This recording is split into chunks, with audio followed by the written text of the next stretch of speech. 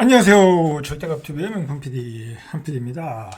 자, 우리 가게의 상황이 한계 상황까지 온 것 같아요. 드디어 10월 달에 대출 상황이 나왔는데 이제 마통까지 땡겨 쓰고 있다라는 거예요. 마통까지 땡겼을 때 뭐예요? 이제 한계 상황이 온 거죠. 그죠? 이제 뭐 생활비도 다 떨어지고 뭐 사업도 안 되고 자영업도 안 되고 뭐 이자는 계속 올라가고 독촉하고 그러니까 마이너스 통장 마통도 쓰고 있다라는 거예요. 그동안은 이제 작년에 이제 고금리가 됐을 때는 이제 마통도 갚아 나갔거든요. 갚아 나갔어요. 그러다가 23개월 만에 마통을 다시 쓰기 시작했다라는 거예요. 그런데다가 10월에 은행 가계대출이 6.8조 증가했다. 이게 얼마만큼 증가했냐면 2년 가까이 감소세를 유지했던 기타 대출이 23개월 만에 전환해 가계부채 우려를 낳고 있고 이 금액이 계속 늘고 있다라는 거예요. 그러니까 자 그래서 지금 정부는 계속해서 가계 대출이 늘어나고 있으니까 이런 대책까지 내놓고 있어요. 지금 이제 DSR 가지고 대출을 규제를 하고 있잖아요. 대출 총액을 규제하고 있는데 그 DSR 규제를 범위를 좀 넓혀서 규제를 하겠다. 그래서 가계 대출을 줄이겠다라는 거예요. 그리고 정부가 또 내놓은 대출이 이 정책이 또 뭐냐면 우리가 가계 대출을 갚으면 중도 상환 수수료를 내잖아요. 저도 최근에 제가 뭐 블로그에서 얘기했지만 저도 굉장히 많은 대출을 지금 받아놨고 그리고 갚아나가고 있거든요. 자, 그래서 계속해서 지금 저도 디레버리징을 하고 있어요. 돈이 있는 대로. 그러다 보면, 갚다 보면, 어떤 경우는 뭐, 조금 많이 갚을 때는, 중도 상환 수수료가 뭐, 100만 원 이상 나오는 경우도 있더라고요. 자, 근데 정부에서는 중도 상환 수수료를 한시 면제하는 방안도 추진하기로 했다. 뭐야, 이거. 빨리 빚을 갚아라. 라는 얘기예요. 빚을 갚아라. 응? 예, 그 얘기예요. 정부가 이런 대책까지 내놓고 있는 것은 지금 우리가 너무 가계빚이 GDP 대비 높다라는 거예요. 이게 왜 문제가 되냐면 우리가 너무 많은 가계대출을 가지고 있으면 그게 통계 숫자로 나오잖아요. 자, 그걸 보고 외국인들이 한국에 투자를 안 해. 그렇지 않겠습니까? 그리고 외국의 국가 그 신용등급을 평가하는 뭐 무디스라든지 스탠다드 푸어스인가요? 자, 그런 데서는 우리 국가 신용등급을 낮출 수 있다는 얘기야. 그렇기 때문에 가계대출을 낮추는 게 중요한데 가계대출이 낮아지고 있지 않다라는 게 정부의 근심거리가 되는 거죠. 자, 한국은행이 이제 매달 발표를 해요. 자, 우리가 한 8일 뭐 9일 요 정도에 발표하는 것 같아요. 그 매달 나오는 그 가계대출의 현황을 우리가 좀 매일 체크를 하실 필요가 있어요. 왜 그러냐면 이게 우리의 경제 체력이고 우리의 경제 피로도예요. 그죠? 뭐 이것만큼 중요한 게 어디 있겠어요. 그죠? 우리가 지금 뭐 너무 많은 대출을 받아가지고 우리가 지금 가계에서 소비를 못하고 있는 거잖아요. 근데 그 가계 대출이 계속 늘어난다라는 것은 결국 그 아픈 환자한테 계속해서 강한 뭐 독한 약을 쓴다고 할까요? 이제 그렇게 돼가고 있는 것 같아요. 자, 8일 발표한 금융시장 동향을 보니까 한국은행에서 발표한 지난 10월 말 기준 예금은행의 가계대출 잔액이 1086조 6천억, 한 달 전보다 6조 8천억이 늘었다. 많이 늘은 거죠. 그죠? 자, 어떤 부분에서 늘어나나 또 우리가 더 봐야 돼요. 은행권 가계대출은 지난 4월부터 7개월 연속 불어나고 있다. 이거 4월부터 언제예요? 이거 언제 특례보금자리로 막 풀어졌을 때죠. 그죠? 그래서 지난 8월에 6조 9천억. 자, 그때 8월에는 많이 늘었어요. 그때 8월에 집을 많이 샀거든요. 그죠? 뭐 그때 뭐 50년짜리 뭐 만기 대출 나오고 막 그랬잖아요. 자, 9월 달에 조금 줄어들었어요. 이때는 명절이 있었잖아요. 그러니까 줄어든 거예요. 명절이 있으니까. 4조 8천억. 그러다가 10월 달에 또 늘어난 거야. 10월 달에. 근데 이게 우리가 생각해 봐야 될 게 사실 10월 달에 거래량이 많이 죽었거든요. 근데도 가계대출이 많이 늘어났거든요. 그 주택담보대출에서 많이 늘어난 거거든요. 자, 어디서 늘어났을까요? 제 생각으로는 뭐 구축의 거래는 많이 안 됐으니까 뭐 그 부분은 뭐 많이 늘어난 게 아니라 제가 보기에는 입주하는 아파트, 그죠? 새로 입주하는 아파트. 뭐 얼마나 분양가가 세요? 그 들어갈 때 주택담보대출 받잖아요, 그죠? 그런 부분에서 늘어나고 있는 거예요. 이게 늘어나고 있는 거야. 안 그러면 입주를 못하니까 다 빚을 내서 집을 사고 있잖아요, 그죠? 자, 이렇게 빚 내서 집을 사고 있다. 자, 대출 상품별로 보니까 주택담보대출이 10월간에 5조 8천억. 만약에 이게 뭐 그냥 순수한 가계대출이 많이 늘어났다 그러면 큰일 나는 거예요, 진짜. 그나마 주택담보가 있으니까 이건 뭐 은행에 건전성이 있는 거지. 그냥 뭐 신용으로 나가는 대출이라고 하면 굉장한 문제가 있는 거죠. 자, 9월에 6조 1천억. 그때보다는 좀 줄었죠. 거래량이 줄었으니까. 제가 생각하기에는 주담보대출 중에서도 신규 입주하는 아파트의 대출일 가능성이 많다. 그렇게 보시면 될 것 같아요. 자, 일반 신용대출 마이너스 통장이 한 기타 대출로 이게 잡히는데 한 1조 원 정도 늘었다는 거예요. 자, 기타 대출이 늘어났다는 것도 문제가 되는 거예요. 2021년 11월에 5천억이 늘어난 이후에 23개월 만에 처음이다. 그러니까 뭐 저는 그렇게 생각해요. 지금 굉장히 자영업자들이 한계 상황에 와 있거든요. 그러다 보면 마이너스 통장을 받는 거야. 그죠? 뭐 집세도 내야지, 가게도 운영해야지, 월급도 줘야지. 그러면서 늘어나고 있다. 자, 그러니까 11월, 12월에 기타 대출이 얼마나 늘어나는지가 바로 우리의 상황이다. 우리의 경제 상황이다. 라고 보시고 판단하시면 될 것 같아요. 뭐 이 기타 대출마저 줄일 수는 없잖아요, 정부가. 아무리 뭐 DSR 규제를 한다고 해도.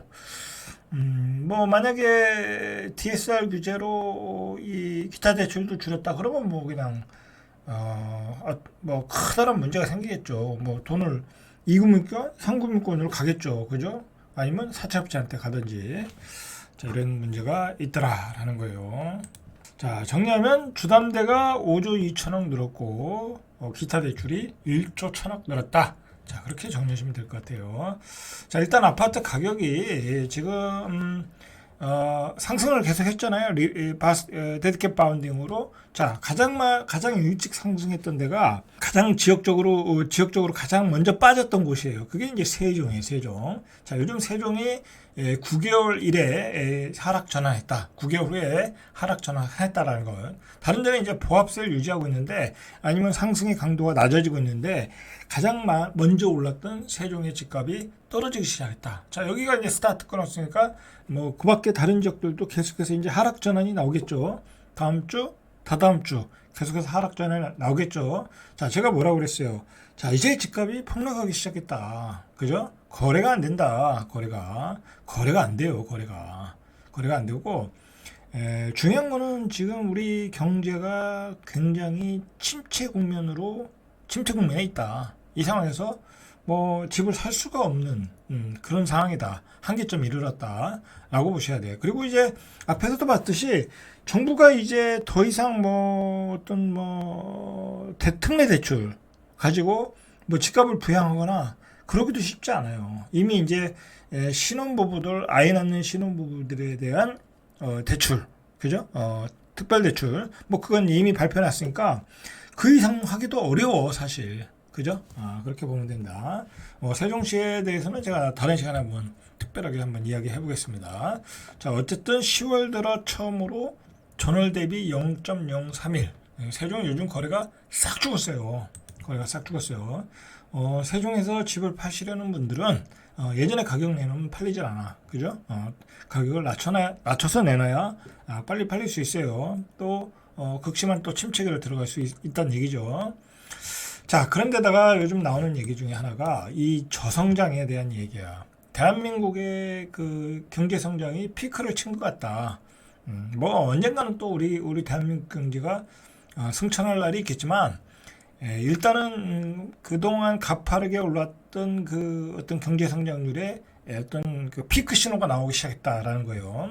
그래서 추세적인 경제 성장률 하락이 보인다는 거예요. 추세가 보인다. 하락 추세가 보인다. 자, 1990년대에도 연평균 우리가 뭐 한참 뭐 진짜 어떤 신흥국가의 어떤 용이었잖아요. 그죠? 용. 연평균 7%. 그죠? 그랬던 것이 2000년대 4%, 2010년대 3%. 자, 2020년 들어와서 뭐 코비드 때 잠깐 2.1%뭐 돈을 많이 벌었으니까. 자, 근데 지금은 1.78 그 정도죠. 자, 이게 추세로 보인다. 여러분, 경제 성장이 안 된다는 것은 뭐냐면 경기 침체가 온다는 거야. 그러면 많은 실업자들이 생기고 우리가 받았던 대출금을 상환하기 어려운 상황이 올 수 있다라는 거야. 그죠? 자, 아무리 집값이 올라가려고 해도 이 경제 체력이 좋아야 되는 거예요. 체력이 좋아야 되는 거야. 자, 그런데 우리가 지금 저성장으로 들어가기 시작했다라는 이야기를 지금 하고 있는 거예요. 자, 경제 규모가 훨씬 큰 나라와 비교해봐도 한국의 성장률 하락세는 심상치 않다라는 거야. 자, 일본이 우리를 추월했다고 그러잖아. 우리가 맨날 일본 얘기했잖아요. 저성장한다고. 잃어버린 30년. 그죠?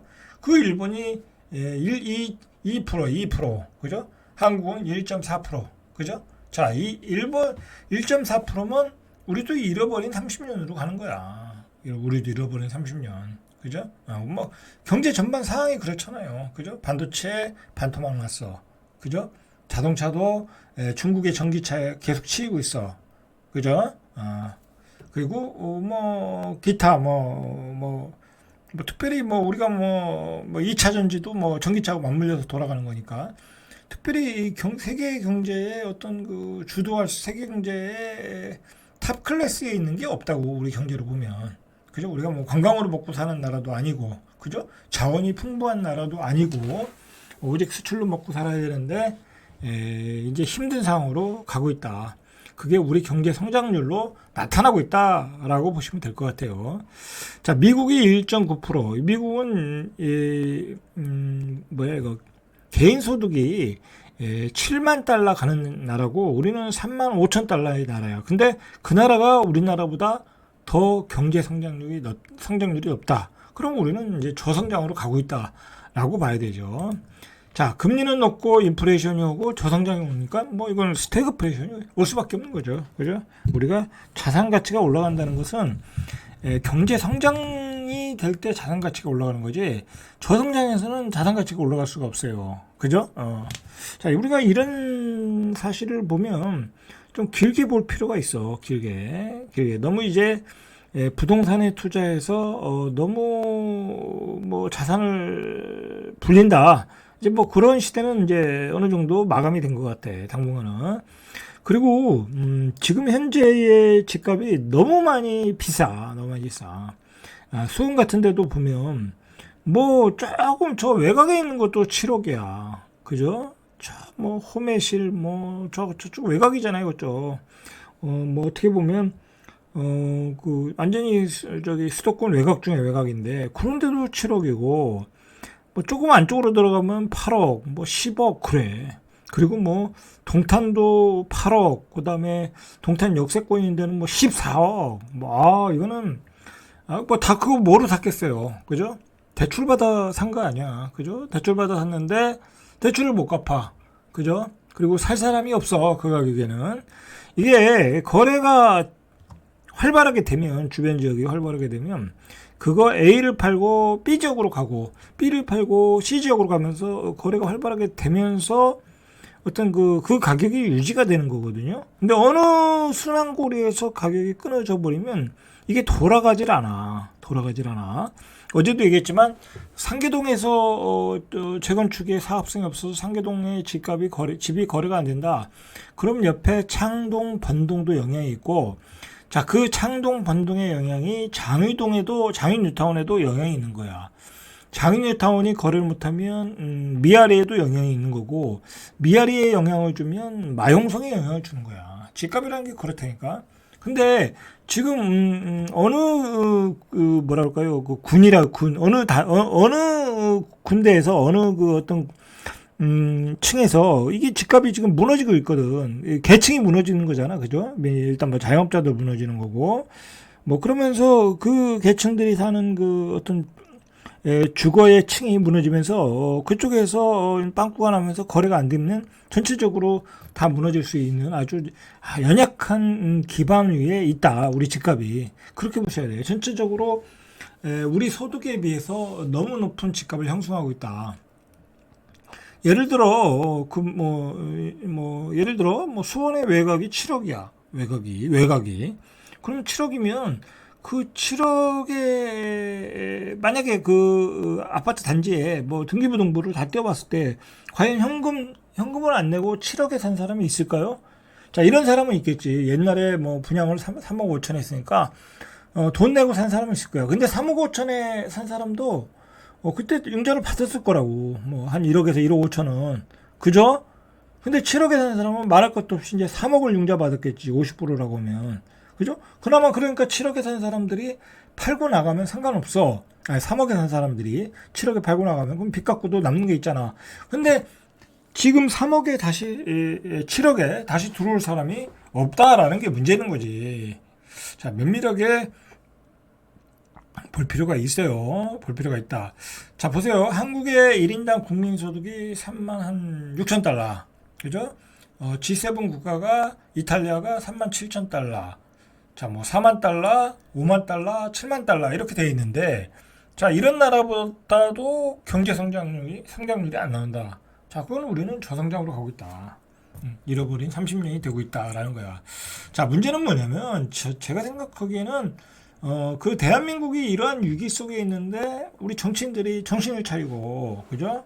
지금 혼연일체가 돼서 우리 경제를 끌고 나가야 되는데 맨날 싸움박질만 하잖아. 그죠? 여야는 만나지도 않고 맨날 싸움박질만 하고 있다. 앞이 아무런 거야. 그리고 정책이라고 나오는 게 완전히 뭐랄까요? 반대의 정책. 그죠? 어떤 세계 추세와는 트렌드, 표준과는 반대. 그죠? 반대의 정책만 나오고 있다.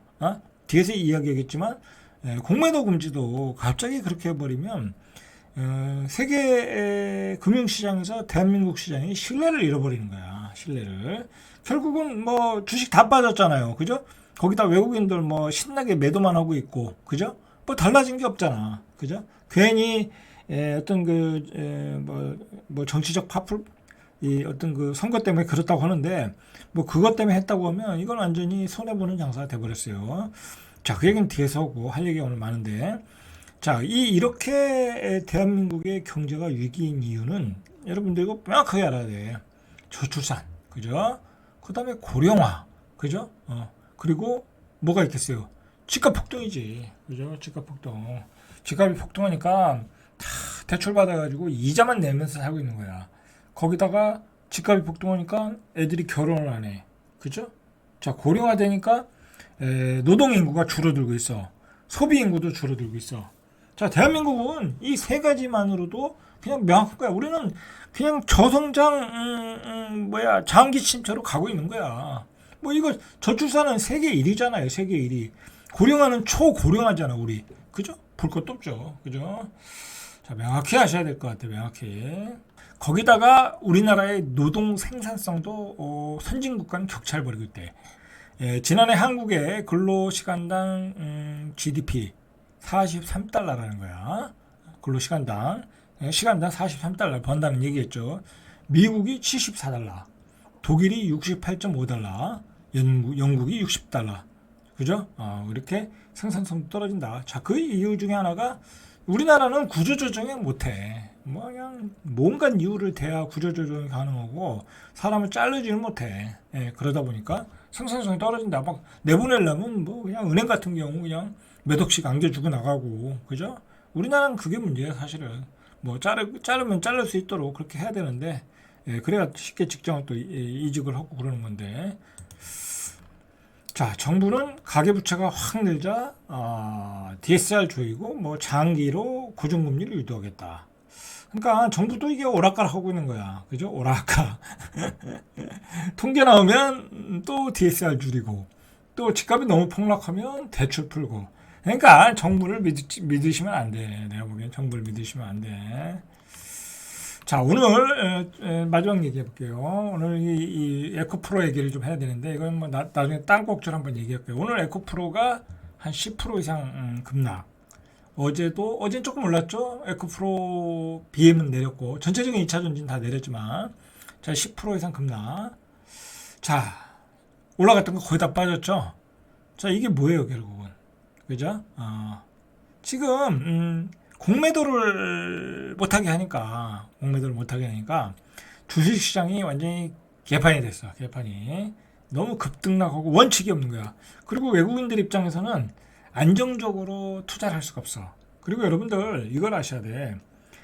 주식시장이라는 게 주식이라는 게 내리는 기간보다 아니 올라가는 기간보다 내려가는 하락하는 기간이 길다. 왜냐하면 주식이라는 것은 말 그대로 종이 쪽지예요. 우리가 그 회사를 어떻게 믿겠어. 그리고 10개 회사 중에 돈을 버는 회사가 몇 개나 되겠냐고. 그죠? 다 근근히 버티는 거지. 그래서 주식이 다시 얘기할게요. 짧게 얘기할게요. 주식이 내려갈 때는 한 3년을 내려가. 상승은 1년밖에 안 돼. 자, 그 얘기는 뭐예요? 그러면 돈을 많이 굴리는 헤지펀드 외국인 입장에서는 내려갈 때도 수익을 내야 되잖아. 그죠? 그렇잖아요. 그 사람들은 연 단위로 정산을 하니까. 그죠? 그러면 내려갈 때 돈을 버는 수단은 공매도라고. 물론 외국인들이 불법적으로 하는 것도 문제가 있고, 문제는 이 개인들에게도 공매도 권한을 동등하게 안 준다는 게 문제가 있죠. 자, 근데 또 그것을 확 뒤집어 버린 거야. 그러니까 외국인들 입장에서 황당하지. 시장이 가지고 있는 룰을 뺏어버린 거야. 그죠? 뭐 예를 들어 게임을 하는데 그 어떤 게임의 아이템, 무기를 뺏어버린 거야. 그거 되겠어요? 그죠? 외국인 입장에서는 투자를 안 하겠죠. 그죠? 자, 이렇게 되면은 대한민국 주식 시장도 장기적인 하락으로 갈 수 있어요. 장기적인 하락. 저는 개인적으로 조금 비관적으로 봐요. 주시장이 반등하고 떨어지고 하다가 결국은 장기 침체로 가는 게 아니냐 그런 우려가 들어요. 그래서 최근에 가능한 수익이 나면 돈을 다 빼고 있어요. 그죠? 수익이 나면 아주 운영한 주식 빼고는 그렇게 하고 좀 전략을 달리해야 되겠더라고. 그죠? 왜냐하면 우리나라는 외국인들에 의해서 주식시장이 상승을 하는 경우가 많은데 그런 외국인들을 내치는 결과를 내치는 정책을 내놓고 있다. 그리고 그것도 예상하지 못하게. 엊그저께 같이 막 100포인트 막 오를 때는 외국인들 입장에서는 엄청난 손해를 봤을 거라고. 그날도 숏을 친 경우가 있을 거고, 1,000억, 2,000억 막 손해를 봤을 거라고. 그죠? 그런 거 얼마나 열이 받겠어. 그죠? 자, 그런 문제가 있다. 정책적으로도 여러 가지가 문제가 있고, 경제적으로도 굉장히 어려운 상황으로 가고 있고, 그걸 뛰어난 정치인들이 나와서 극복해 나가야 되는데, 대한민국의 정치 수준은 거의 하류급, 제가 보기엔 하류급. 자, 이거 매우 힘든 상황이다라고 판단을 합니다. 자, 이상 절대값TV의 명품 PD 한 PD였습니다.